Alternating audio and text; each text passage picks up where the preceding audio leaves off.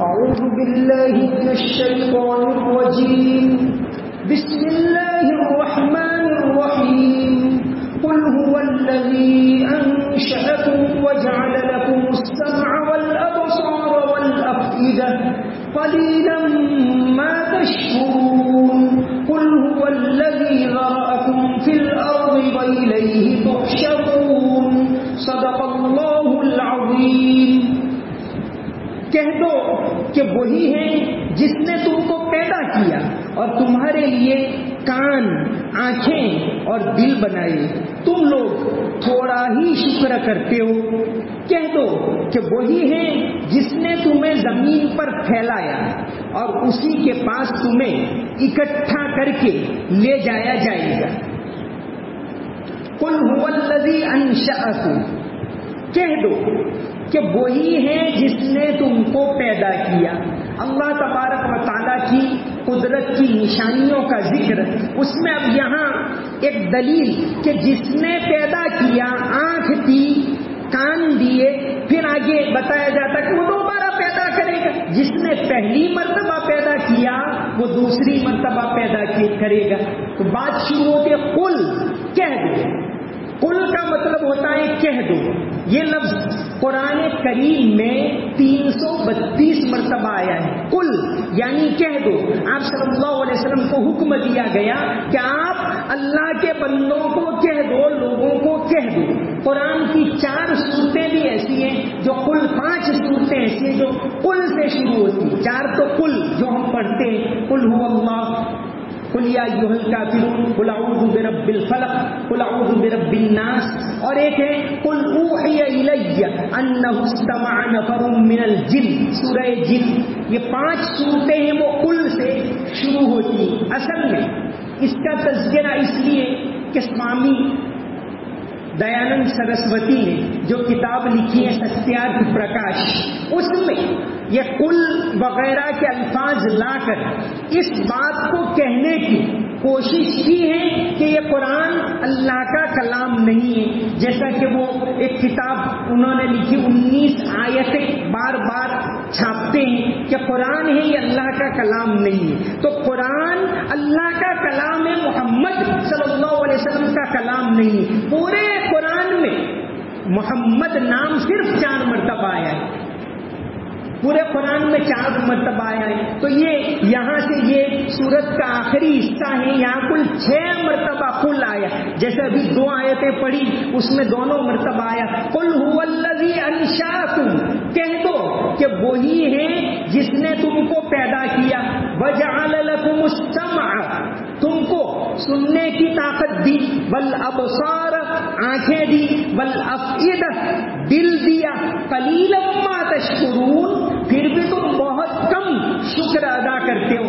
قل هو الذی انشأکم، وہی ہے جس نے تم کو پیدا کیا، وجعل لکم السمع، سننے کی طاقت دی، کان دیے. یہ کان اور سننے کی طاقت یہ انسان کے لیے ایک بہت بڑی نعمت ہے. والابصار، اور آنکھیں دی. انسان باہر کی دنیا کو، جیسا کہ فلسفر کہتے ہیں، جاننے والے کہتے ہیں کہ 5 اعضاء سے وہ باہر کی دنیا کو جانتا ہے. ایک بچہ پیدا ہوتا ہے وہ کچھ بھی نہیں جانتا، پھر رفتہ رفتہ بہت کچھ جاننے لگتا ہے. تو کیسے جانتا ہے؟ 5 چیزوں کے ذریعے.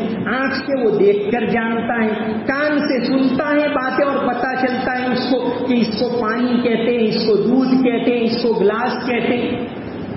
سننا، دیکھنا، سننا. تیسرا ہے چھونا، محسوس کر کے جانتا ہے. وہ لمیٹیڈ ہے کہ چیز گرم ہے، ٹھنڈی ہے، وہ جانتا ہے. چوتھا ہے چکھنا، کہ چیز کو کہ بھئی یہ میٹھی ہے، یہ کڑوی ہے، یہ پھلا ہے، تو چکھ کر انسان جانتا ہے. تو یہ 5 اعضاء ہیں جن کے ذریعے انسان جانتا ہے، دنیا کو سمجھتا ہے، اللہ کو پہچانتا ہے. لیکن ان 5 میں سب سے اہم 2 ہی، سننا اور دیکھنا. باقی جو ہے چکھنا، چھونا، یہ لمیٹڈ ہے. اس لیے یہاں قرآن میں جگہ جگہ ان دونوں کا ذکر کیا. آپ دیکھیے کہ دنیا میں انسان صدیوں سے پیدا ہو رہے ہیں. آج دنیا میں 8 ارب اور ایسے صدیوں سے پیدا ہو رہے ہیں. اللہ تعالیٰ ہر ایک کو 2 آنکھیں دیتا ہے، سوائے کہ کوئی قدرتی خامی ہو ایک الگ بات. ہر ایک کو 2 آنکھیں دیتا ہے، لیکن قدرت کے اسٹاک میں کوئی کمی نہیں ہوگی. ہر ایک کو کان دیتا ہے، اس کے اسٹاک میں کوئی کمی نہیں ہوگی. اگر انسان غور کرے وفی انفسکم، قرآن کریم کے اندر فرمایا سورہ ذاریات میں وفی انفسکم، تمہارے جسم کی بناوٹ میں غور کرو. افلا تبصرون، اللہ کی قدرت کی نشانیاں تم کو نظر آ جائے گی کہ انسان بولتا ہے، چلتا ہے، پھرتا ہے، سوتا ہے، جاگتا ہے. اس کا دل دیکھ لو، دل ہے 24 گھنٹے بغیر کسی وقفے کے دھڑکتا رہتا ہے، چاہے وہ جاگتا ہو چاہے وہ سوتا ہو، نان اسٹاپ خون ہے، چلتا رہتا ہے، اپنا کام کرتا رہتا ہے. اللہ کی قدرت کی نشانیاں. تو یہاں یہ 2 آیتوں کے اندر اللہ کی قدرت کی نشانیاں اس کا تذکرہ کر کے پھر اس کے بعد فوراً آخرت کا ذکر آ رہا ہے تیسری آیت میں کہ جس طرح اللہ نے پہلی مرتبہ پیدا کیا اور تم کو کوئی شک نہیں، تم میں سے کوئی نہیں تھا آج سے 100 سال پہلے، ہر ایک کو اللہ نے پیدا کیا. جس نے پیدا کیا وہی دوسری مرتبہ پیدا کرے گا. یہ آگے کی آیت میں ثابت کرنا ہے اس صورت کی جو خصوصیت ہے کہ اللہ کی توحید کی نشانیاں اور اللہ دوبارہ پیدا کرے گا اس کو بیان کرنا ہے. تو فرمایا قل هو الذی انشأکم، وہی ہے جس نے تم کو پیدا کیا. ہم میں سے کوئی اپنے آپ دنیا میں نہیں آئے، کسی کی آنکھیں خریدی نہیں، اللہ نے دی. زبان بولتی ہے، چکھتی ہے، محسوس کرتی ہے، یہ اللہ نے دی. کان سننے کی طاقت اللہ نے دی. تو هو الذی انشأکم، وہ جس نے تم کو پیدا کیا. وجعل لکم السمع، تم کو کان دیے، بل ابصار آنکھیں دی، بل افئدہ دل دیا. سائنسداں تو یہ کہتے ہیں کہ انسان عقل سے سمجھتا ہے جو دماغ میں ہوتی ہے. قرآن کریم میں کئی جگہ یہ آیا کہ انسان دل سے سمجھتا ہے. اب ان دونوں کے اندر جو تضاد معلوم ہوتا ہے اس کو مفسرین نے حل اس طرح کیا ہے کہ ایک ہوتی ہے ظاہری عقل اور ایک ہوتی ہے روحانی عقل. ظاہری عقل ہوتی ہے وہ تو دماغ کے اندر ہی ہوتی ہے، ایک ہوتی ہے روحانی عقل. انسان کی ایک ظاہری آنکھیں ہوتی ہیں، ایک اندر کی آنکھیں ہوتی ہیں. تو اس طرح ایک ظاہری عقل ہوتی ہے اور ایک روحانی عقل ہوتی ہے. جیسے ایک انسان کسی غریب کو 10 روپے دے گا، ظاہری عقل کہے گی رک جا، روپے گھٹ جائیں گے، کم ہو جائیں گے. دل کی عقل کہے گی بھائی بیچارے کا کام نکل جائے گا، اس کو دے دو. اسی کو علامہ اقبال نے کہا ہے کہ اچھا ہے دل کے پاس رہے پاسبان عقل، کہ اچھا ہے کہ عقل کا استعمال کرو، اچھا ہے دل کے پاس رہے پاسبان عقل، لیکن کبھی کبھی اسے تنہا بھی چھوڑ دو. کبھی کبھی عقل سے نہیں دل سے کام لیا کرتے. تو ایک ہوتی ہے ظاہری عقل، جسمانی عقل، ایک ہوتی ہے روحانی عقل. جن لوگوں کی روحانی عقل یعنی اندر کی عقل کھل جاتی ہے پھر وہ اللہ تبارک و تعالیٰ کو پہچانتے ہیں. تو یہاں فرمایا کہ لکم السمع، سننے کی طاقت دی، بل ابصار، دیکھنے کی طاقت دی، بل افئدہ، اور اللہ تعالیٰ نے تم کو دل دی. تو یہ دل کی آنکھیں جس کی کھل جائے. علامہ اقبال نے کہا ہے ظاہر کی آنکھ سے نہ تماشا کرے کوئی، وہ دیکھنا تو دیدے دل وا کرے کوئی. وہ دید کا جو شوق تو آنکھوں کو بند کر ہے، دیکھنا یہی کہ نہ دیکھا کرے کوئی. کہ اگر دل کی آنکھیں کھل جائیں پھر اس کو اللہ کی طاقت نظر آتی ہے، پھر وہ اللہ کو پہچانتا ہے، پھر اس کو عبادت کے اندر لذت محسوس ہوتی ہے، پھر اس کو اللہ کے راستے میں خرچ کرنے میں مزہ آتا ہے، پھر وہ اخلاقی زندگی کو اپناتا ہے. تو اصل ہے دل کی آنکھیں کھولنا. جن لوگوں کی دل کی آنکھیں کھل جاتی ہیں، وہ ایک بہت بڑے شاعر گزرے اقبال عظیم، علامہ اقبال نہیں ایک اور گزرے ہیں جن کی نعتیں بہت مشہور ہیں. وہ ان کی ایک نعت ہے کہ مدینے کا سفر ہے اور میں نمدیدہ، بہت مشہور ہے. اس میں ایک شعر آتا ہے، یہ اقبال عظیم تھے، ایک پروفیسر تھے اور بہت بڑے ادیب جانکار تھے. ڈھاکہ یونیورسٹی میں پڑھایا, پھر آخر میں کراچی چلے گئے, میرٹھ میں پیدا ہوئے, تو بعد میں نابینا ہو گئے. تو اسی نعت میں ان کا ایک شعر ہے کہ بصارت کھو گئی لیکن بصیرت تو سلامت ہے, کہ یہ آنکھ چلی گئی میری کوئی حرج نہیں, یہ آنکھ تو کھلی ہوئی ہے, بصارت کھو گئی لیکن بصیرت تو سلامت ہے. مدینہ ہم نے دیکھا ہے مگر نادیدہ نادیدہ, کہ ہم نے مدینہ ان آنکھوں سے نہیں ان آنکھوں سے دیکھا ہے.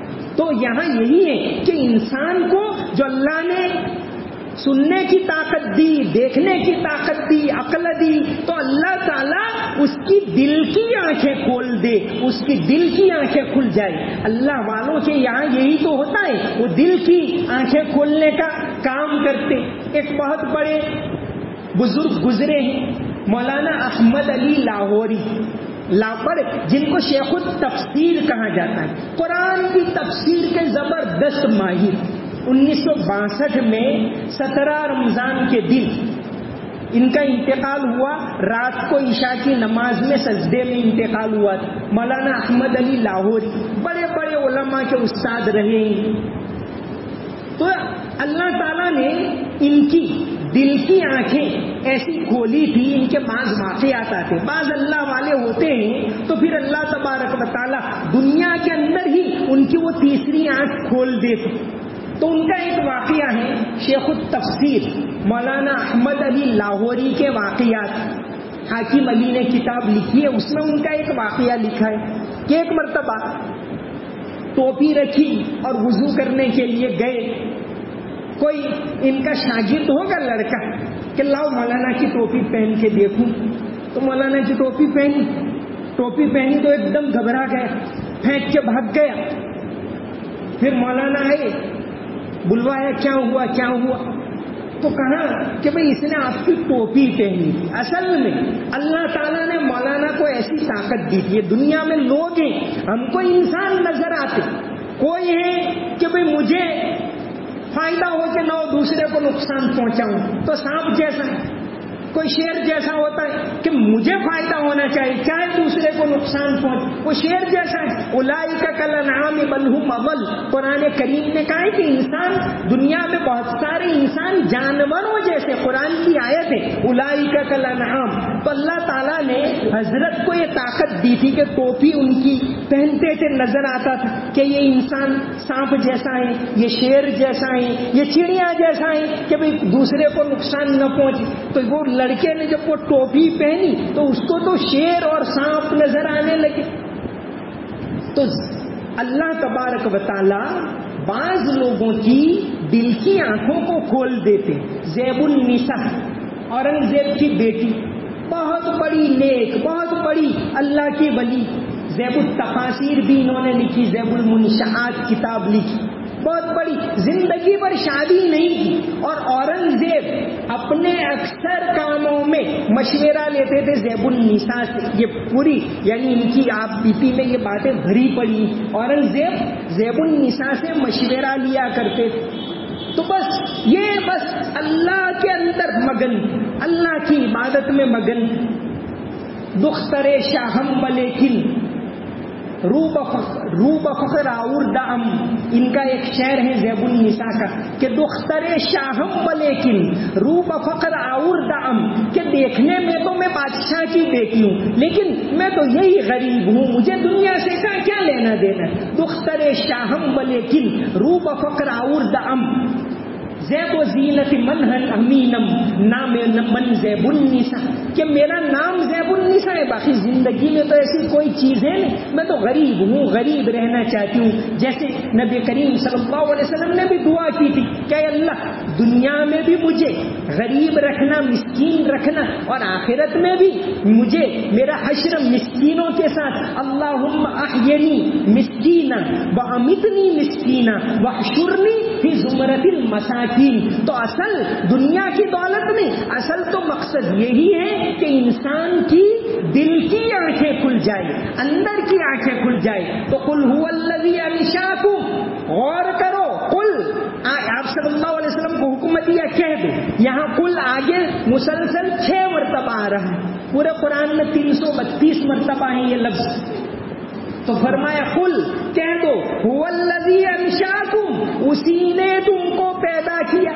انسان غور کرے، حدیث ہے من عرف نفسہ فقد عرف ربہ، جو اپنے آپ کو پہچان لے وہ اللہ کو پہچان لے گا کہ میں میرے جسم کیسے کام کر رہا ہے، ہضم کا نظام کیسا ہے، نیند کا نظام کیسا ہے، میرے اندر وہ انسان کے جسم میں ہر عضو، وہ جو فرمایا وفی انفسکم، تمہارے اندر ہی اللہ کی قدرت کی نشانی ہے. چھوٹے چھوٹے اعضاء لیکن کیسے کیسے کام کرتے. ایک بوٹی ہوتی ہے پیٹ کے اندر، پینکریاس، اس کا کام کیا ہے کہ وہ شوگر کے لیول کو کنٹرول میں رکھ. اب وہ ایک معمولی اتنی بوٹی ہے وہ کام کر رہی ہے، انسان بے فکر ہے، روزہ کھولا، جتنا میٹھا کھانا، جتنا پھل کھانا کھاؤ. اس کا کام کیا؟ بس وہ شوگر، جسم میں شکر کتنی چاہیے وہ کنٹرول میں کر لیتے، باقی کو نکال دے. تو انسان بالکل بے فکر ہے. جب وہ فیل ہو جاتی ہیں وہ کام کرنا بند کر دیتی ہیں. اب پتا چلتا ہے کہ ڈائبٹیز ہو گیا، اب روزانہ انسولین بھی لینا پڑتا ہے، اب کہ چائے میٹھی مت پیو اور کھلا پھل مت کھاؤ، یہ مت کھاؤ. تو اللہ تبارک و تعالیٰ نے بہت حیرت انگیز نظام ہمارے اندر رکھا ہے. تو فرمایا وَجَعَلَ لَكُمُ السَّمْعَ، غور کرو کہ تم کو سننے کی طاقت دی، وَالْأَبْصَارَ، دیکھنے کی طاقت دی، وَالْأَفْئِدَةَ، اللہ نے تم کو دل دیے غور کرنے کے لیے، سمجھنے کے لیے، اللہ کو پہچاننے کے لیے. قَلِيلًا مَا تَشْكُرُونَ، لیکن بہت کم اللہ کے بندے ہیں جو شکر ادا کرتے ہیں.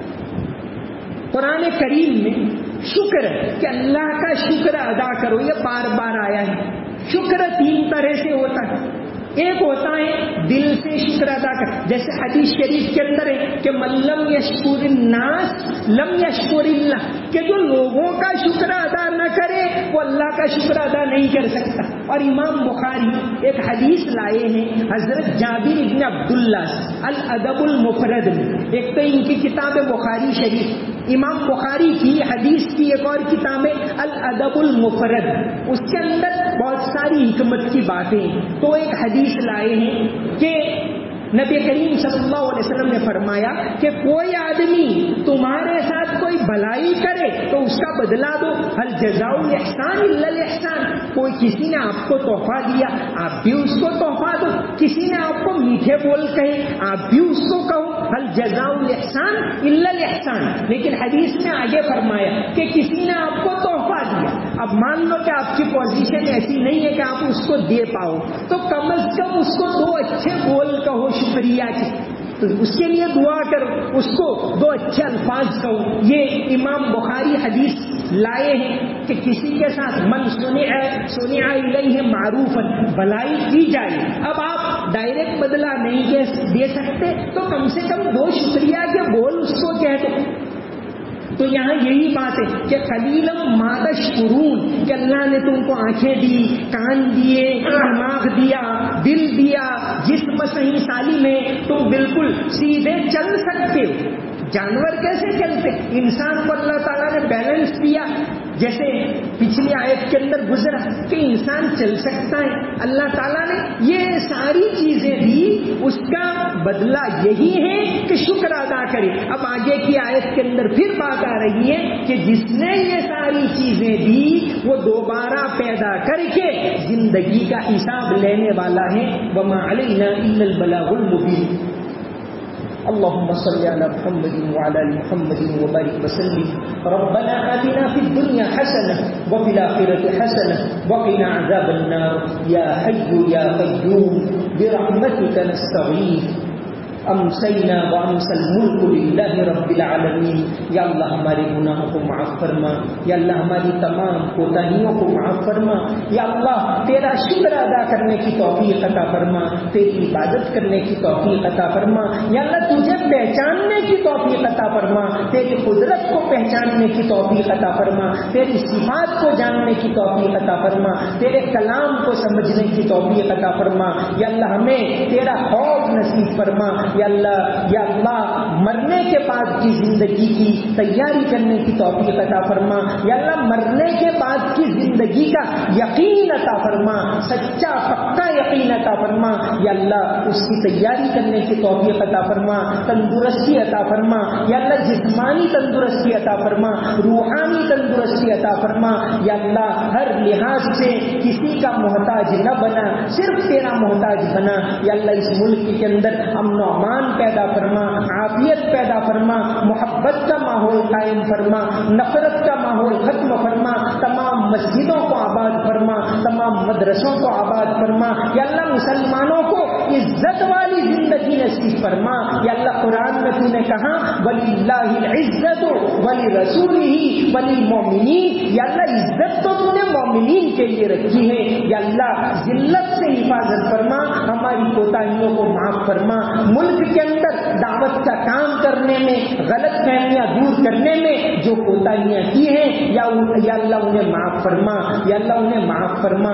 یا اللہ ہمیں دعوت کا کام کرنے کی توفیق عطا فرما، صحیح اخلاق والی زندگی نصیب فرما، سچائی والی زندگی نصیب فرما، امانت داری والی زندگی نصیب فرما، حیا والی زندگی نصیب فرما۔ اللهم صل على محمد وعلى ال محمد وبارك وسلم۔ سمعنا واطعنا غفرانك ربنا واليك المصير برحمتك يا ارحم الراحمين۔